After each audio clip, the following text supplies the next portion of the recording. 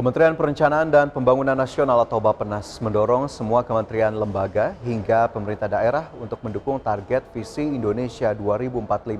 Untuk itu target perencanaan pembangunan di tahun 2023 harus tetap didorong untuk mencapai pertumbuhan ekonomi yang diinginkan mencapai 5,9%. Demi mengejar target visi Indonesia 2045 menjadi negara yang keluar dari middle income trap, pemerintah terus mendorong implementasi rencana pembangunan yang didasarkan atas visi tersebut.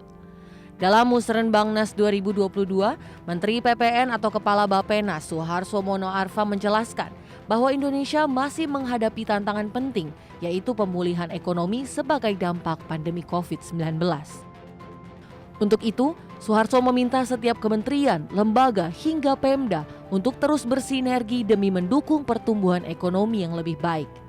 Suharso menambahkan bahwa target sasaran pembangunan dalam rancangan awal RKP 2023 yakni pertumbuhan ekonomi ditargetkan naik 5,3 hingga 5,9%. Kemudian tingkat pengangguran terbuka antara 5,3 hingga 6%, rasio Gini ditargetkan 0,375 serta penurunan emisi gas rumah kaca 27,02%.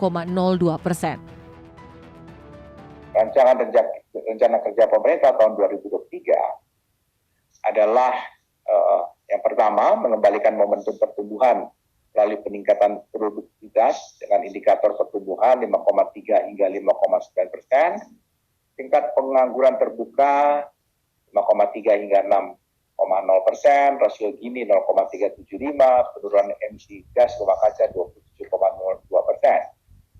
Yang kedua adalah peningkatan kualitas dan daya saing sumber daya manusia sebagai representasi pembangunan inklusif.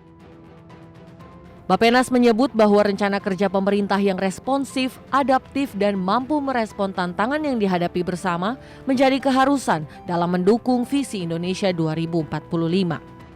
Dalam tema rencana kerja pemerintah 2023, pemerintah akan mendorong peningkatan produktivitas untuk transformasi ekonomi yang inklusif dan berkelanjutan, sehingga pemerintah membidik pertumbuhan ekonomi minimal di kisaran 5,7% untuk mampu finish keluar dari middle income trap di tahun 2045.